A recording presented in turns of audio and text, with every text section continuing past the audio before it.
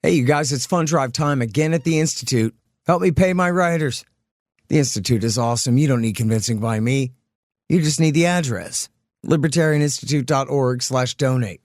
Check out all the great kickbacks, including our latest book, Israel, winner of the 2003 Iraq Oil War by Gary Vogler. And we've got $10,000 in matching funds, so you can double your support without even trying. And William Van Wagenen's Syria book is almost done, too. It's so good, just you wait.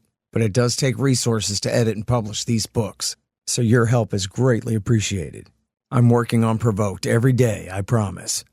Libertarianinstitute.org/donate. And thanks, y'all.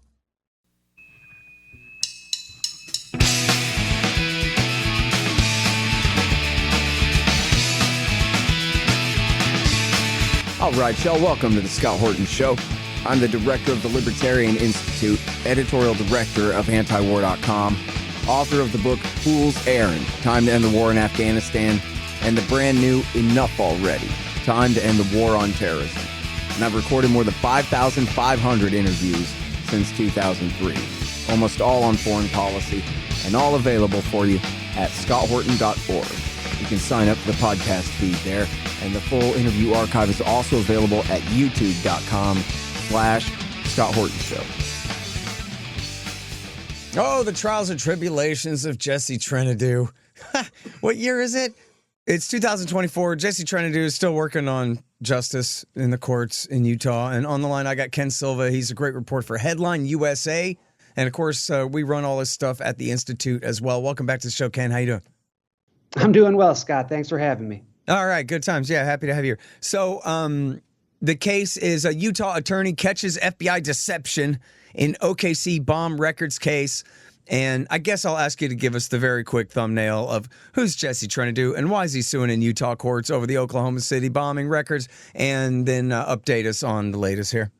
Yeah, I'm sure by now many of your listeners are familiar with this case. You cover it really closely, and we all thank you for that. But in a nutshell, Jesse Trentadue was just a run-of-the-mill attorney in Utah. I think he was doing some sports agent work and things like that. Was in no way looking to set out to solve the Oklahoma City bombing. But a couple months after that attack, his brother was arrested and brutally murdered in prison. And over the decades, he's steadily put together evidence that suggests that the FBI probably murdered his brother because they mistook him for one of the accomplices involved in the bombing. And so Jesse's been filing various Freedom of Information lawsuits in kind of a quest to get justice for his brother. And in the process, he's been the source of numerous revelations about the bombing. Most damningly, the FBI informants that were surrounding McVeigh and were basically, I believe, and most of the researchers I trust believe that the FBI informants were actually involved in the attack. Okay, good. So that's the story of Kenny and Jesse Trentadue here. So it turned out when they killed Kenny, they were messing with a lawyer in his brother who was able to intervene in the courts. For example, immediately, I guess he prevented them from cremating his brother's body. So he has all the evidence from his murder. And then he's been able to wage this fight in the Utah courts. I want to say all these years based on this, but all these years is the real negative part. And that's really what your article's about, right? Is the FBI completely dragging ass on the judge's order, which the judge has ordered, has he not? The FBI to turn over what they got on, please describe what basis? Not everything on Oklahoma, but something. Yeah, the judge hasn't made that order yet, but it's looking like it's heading in that direction.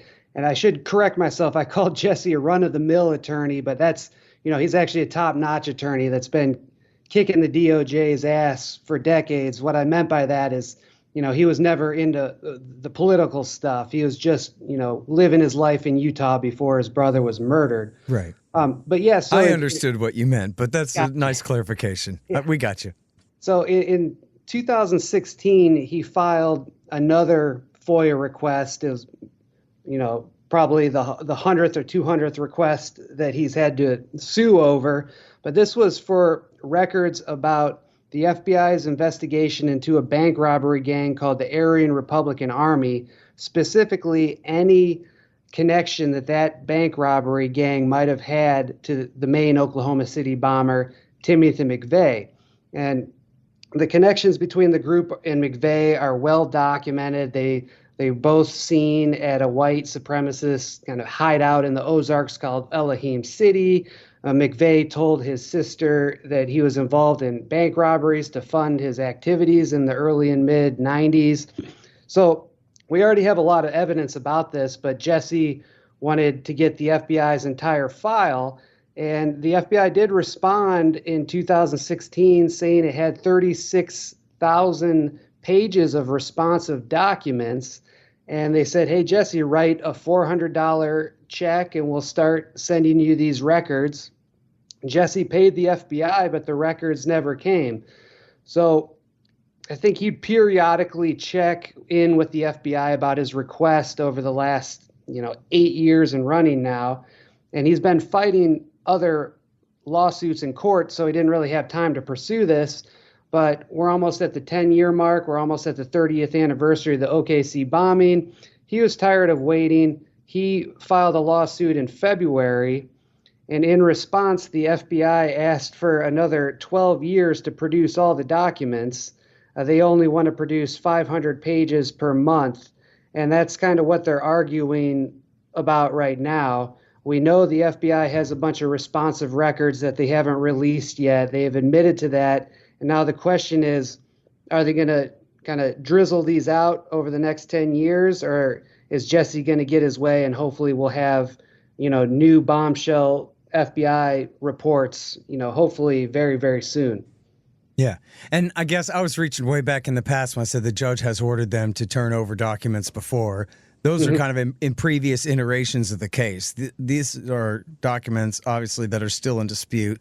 And then now part of the story was they lied to the judge and said, but Your Honor, this stuff is already on the website, so that's why we shouldn't have to hurry. And then Jesse proved that that wasn't right. And did that already happen in a hearing? He showed that that was not true? Yeah, the FBI filed a declaration a couple months ago saying that many of the responsive records that Jesse seeks are already online. And the FBI does have a file with the Aryan Republican Army investigatory records on its website. But, Jesse's got good friends, including Richard Booth and Wendy Painting.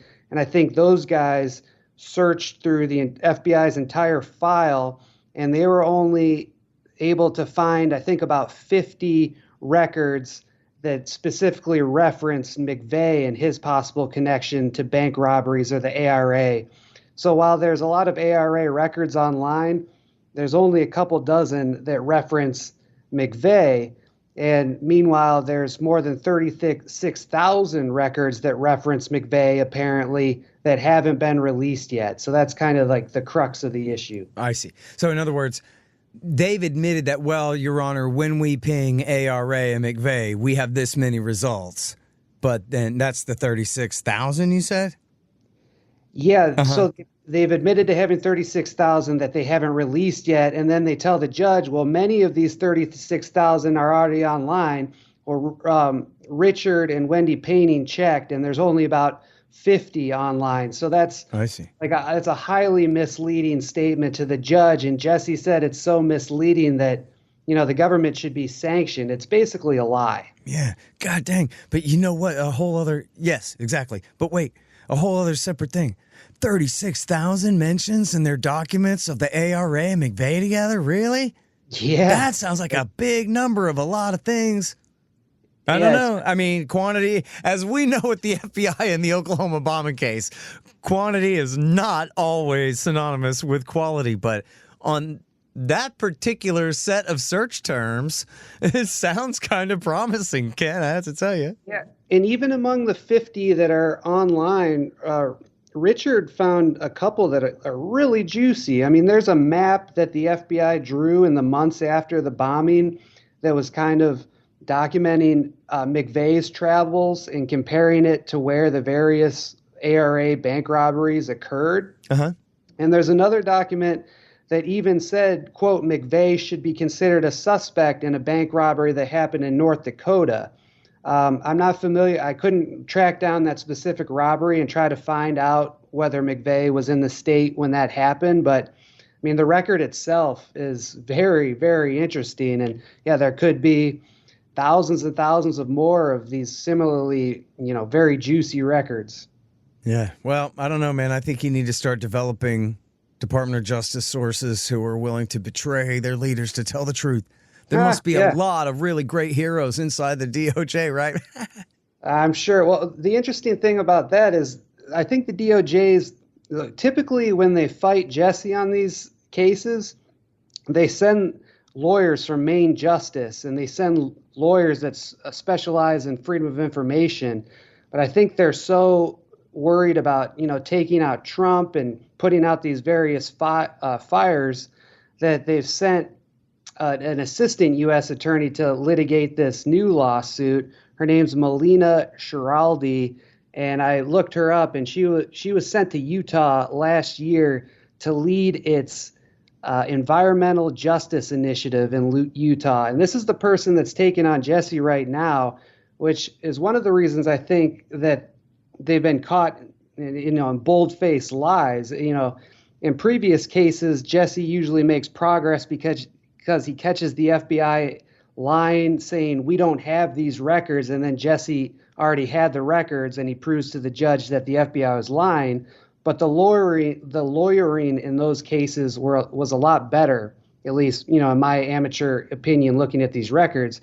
But in this case, they've got a rookie, trying to argue against Jesse, and the rookie's going to the FBI and trying to figure out what they know, and then kind of transcribing that in her court filings, and she's kind of telling on the FBI in the process. So I know she's not probably a willing whistleblower, but the fact that, she's not a corrupt Main Justice attorney has already, made this case much more interesting. I'll give you one more example. She actually filed a copy of Roger Moore's birth certificate as one of the DOJ's exhibits in this case.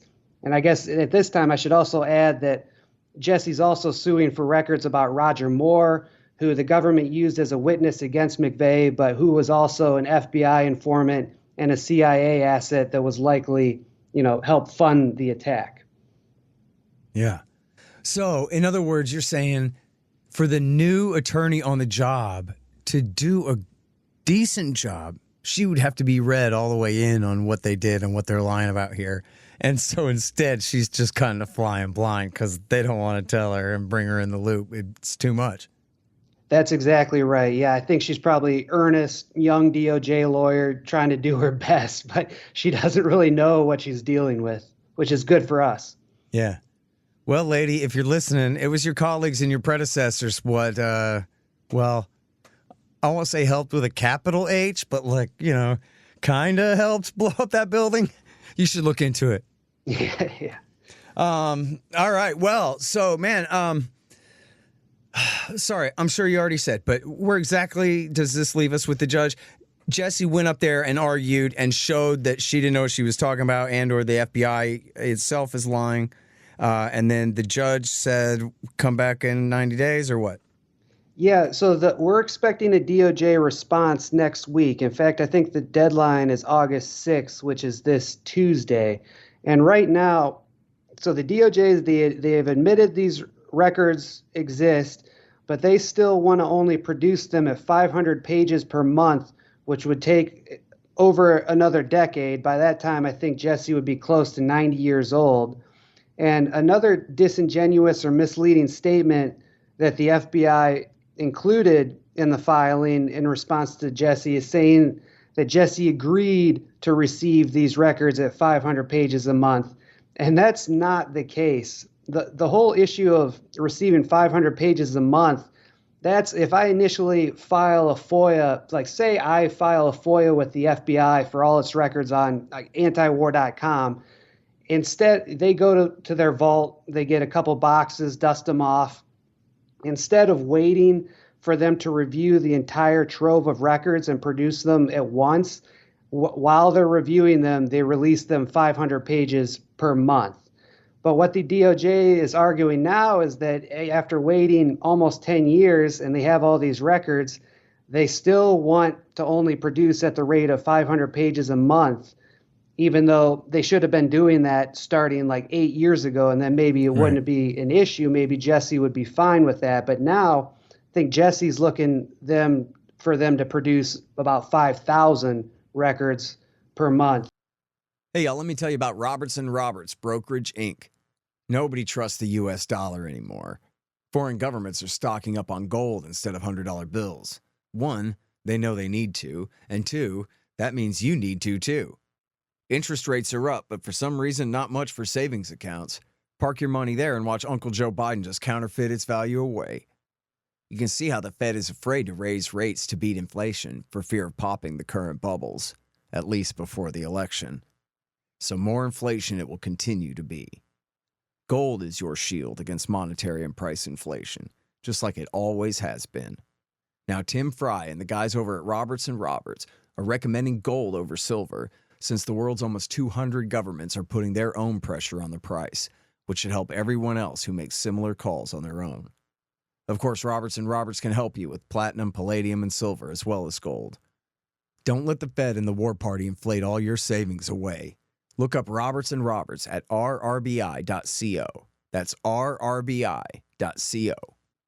Hey, y'all, you should sign up for my Substack. It's scotthortonshow.substack.com. And if you do that, you'll get the interviews a day before everybody else. But not only that, they'll be free of commercials. How do you like that? Pretty good, huh? scotthortonshow.substack.com. Hey, y'all, libertasbella.com is where you get Scott Horton Show and Libertarian Institute shirts, sweatshirts, mugs, and stickers and things, including the great Top Lobsters designs as well. See, that way it says on your shirt why you're so smart. Libertas Bella, from the same great folks who bring you ammo.com for all your ammunition needs, too. That's libertasbella.com. Hey, y'all got kids or nephews or anything?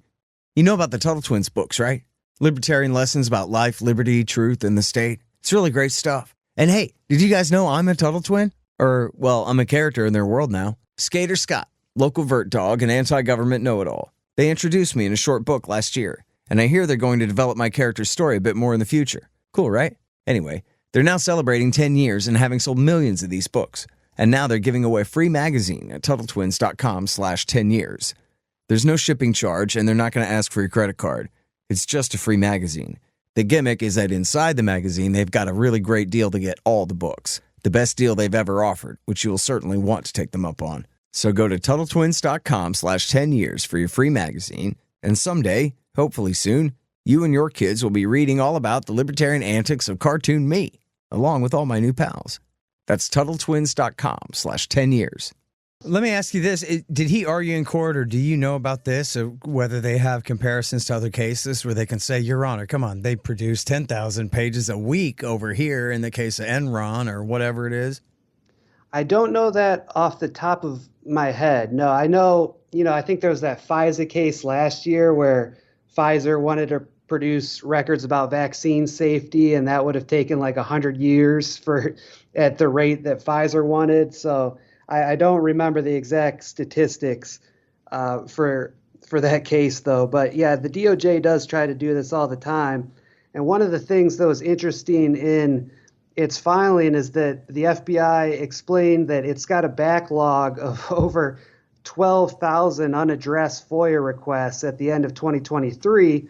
And one of the reasons for this is because they used to have, I think, over 300 FBI employees dedicated to FOIA about a half decade ago, and now it's down to 236 employees, but they've upped the number of contractors from like 50 contractors to 108. So I think this almost merits its own investigation, where the FBI seems to be reducing the number of employees it has to handle FOIA requests, and it's relying on contractors, which is really bizarre to me. I sent that info over to Judicial Watch, so hopefully they seemed interested. They might actually look into it. Yeah. By the way, if you do get antiwar.com's FBI file, you'll see that they broke the law and they used the Foreign Intelligence Surveillance Act against us like Carter Page. And we beat them in court. The ACLU represented us, and we sued them over it. And all we got was our FBI files, not money. But the court found them in violation of the law, I guess, for the way that they did us, that, are illegal lawless law enforcers here, the FBI. Yeah, and I see those records. I think there's still something on anti-award, like right on the homepage. You can still find that for people interested in that. Yeah. Oh, that's true. Yeah, it's Eric has it posted as Justin's last article. It was like, hooray, we beat them. And then he died. Oh, God. These things happen. All right. Well, listen, thank you so much for coming on the show and keeping up with this. It's such an important story. I don't care how long ago it was. In another 20 years, it'll still be just as important to me. And I feel bad. Oh, you know what? Before we go here, would you talk for a minute about the new documentary and what you think about it? Because it seems like that's such a breakthrough. And maybe it's too late now, Ken, but I have to tell you, man, there were eras in which there's so many people who just thought, man, if only we could get one real good documentary to tell the truth about this on the HBO there, what a difference that would make in taking this story from whatever marginal thing that people are interested in to really making a breakthrough and getting the American people at large to care about it, getting politics to consider it, getting the House to hold some hearings, something. And we finally got that documentary, or in my opinion. So I just wonder if you could talk a little bit about that. Well, I'm a little embarrassed to say I haven't watched the documentary yet. Oh, seriously? Well, yeah. God dang it, Bobby. That's not good. I've talked to Richard Booth about it. I've heard it starts off with a lot, the interview Bill Clinton, he talks about the dangers of right-wing extremists, but then it does get good. They talk to Kathy Wilburn Sanders, whose grandchildren were lost in the attack, and she believes others were involved and the case is unsolved, and I guess they treated her well. I have written extensively about the Showtime drama series that came out last year called Waco: The Aftermath, and I thought that was really well done. So basically that... I never did watch that one. Yeah, that was the fictionalization of it? Yeah, and they include Carol Howe and Andreas Strassmeyer in it. So I think it's great. Carol Howe's the ATF informant that warned her handlers that these Nazis were planning on attacking the building, which basically, proves that the federal government did have foreknowledge. Yeah. And yeah, the Showtime show was quite good. That kind of led to my interview with Andreas Strassmeyer, where I got his reaction to him being painted as a domestic terrorist. And the show also goes into the bank robbery angle. The one weak spot of the show is they don't show John Doe 2 in the last episode where McVeigh finally drives the truck up to the Murrah building. He gets out and he's alone. So that's a real weak spot. But, I mean, a show that lets people know about Carol Howe and Strassmeyer, I still think that's a real benefit. Yeah. I try not to watch the dramatizations and whatever because I got too many facts to keep straight without, director's embellishments and what have you. But I'll go ahead and answer for you about the new one because it's so good, man. It's you're right. They treat Kathy Wilburn great in the thing, and that's everything, right? Because if they want to say, well, this one lady thinks that and try to paint it that way, they could have done that. Mm-hmm. But the thing is, they make it very clear why she thinks that. She knows that. It's true. There's so many facts already in evidence about what happened here and who was involved. And the thing is about Kathy Wilburn is she's clearly not a kook. She's just a grandma, and she doesn't believe in crazy things that someone convinced her to believe. She's citing documents and evidence and whatever, just like, the most careful person would do. And so, and it's not just her. They go through a lot of it. And it's called April 19th. No. An American Bombing, The Road to April 19th. And it came out on HBO. And there have been quite a few documentaries about Oklahoma in the past. But this is the one that should put the ball over the goal line. Everybody has to pay attention. Like, look, see? All the kooks were right about this one, at least. You know what I mean? And no, that's not true. The kooks had all kinds of crazy theories about it. But I'm looking at you, Richard Pearl. But this documentary is really great, and it's really worth looking at. I'm sure it's on the Pirate Bay already and what have you. Everybody can look at it. It's HBO, An American Bombing, The Road to April 19th. And I think, I talked with Richard about it, and he said that essentially when it came down to all the crucial points, he's just got the documents to show it. Mm-hmm. And so he just, he and I guess Wendy also are both credited at the end. They are the keepers of the proof, and they walked the directors through it. Look at these documents, look what they say, and they bring up this red herring, but we have this 302 right here that handles that. You know what I mean? And they just went through it all with them, and looks to me like the directors got it right. And yeah, they do have Bill Clinton in there, but I'm glad that they do. I let people look at him and see how hollow his denials ring. It is what it is, but I do hope that people will look at it. And it's on HBO. It got past their lawyers, and so that means that it's at least worth taking a look at, people, and maybe it is too late, Ken, but this should be the breakthrough. This should be the one where everybody's senator has to say, like, "Oh, I didn't know that, but I was on HBO, huh?" Or what? You know what I mean? Something. I don't know. Yeah, I get what you're saying. I've tried bringing this case to certain congressional staffers and people, that I know in Congress, and there's just like a lack of interest, and I'm not sure exactly why that is. Hopefully, maybe, all their anger at the Secret Service, they should be reminded that Pete Langen, the guy that started the Aryan Republican Army, was a Secret Service undercover informant who, quote, went rogue. Secret Service has documents about John Doe too. So if you want to get at the Secret Service over them trying to kill Trump, in my opinion, you also look at Oklahoma City. There's a long history to this. Yeah, I could edit your upcoming article for Headline USA if you want. I can see the headline now about previous failures of the Secret Service, something, brought back to attention. Definitely. And with the 30th anniversary coming up, I think with that coupled with the documentary, I think this is going to reach a real peak in popularity. And so, thanks for your continued attention. And I'm going to keep writing about this, for at least the medium, as far as I can tell, in the future. Great, man. Well, thank you so much for your time, Ken, and all your great work on this. Yeah, thanks again. All right, you guys, that is Ken Silva. He writes at headlineusa.com, and we run it all also at the Institute. I think sometimes he still writes exclusive stuff for us at the Institute. At least he used to. Hey, do you still sometimes write exclusive stuff for the Institute? Most of it's been reprints, but I try to send you at least my best stuff. There you go. All right. Well, thank you, man. Appreciate you. Yeah, thank you.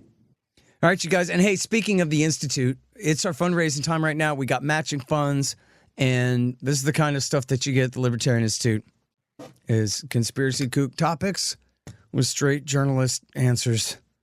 The most important stuff. I don't know. At least this is the kind of stuff that's important to me and to us. So, and by the way, for those not familiar, we have the ultimate Oklahoma City bombing archive curated by Richard Booth at libertarianinstitute.org/OKC. The Scott Horton Show and Anti-War Radio can be heard on KPFK 90.7 FM in LA, APSradio.com, antiwar.com, scotthorton.org, and libertarianinstitute.org.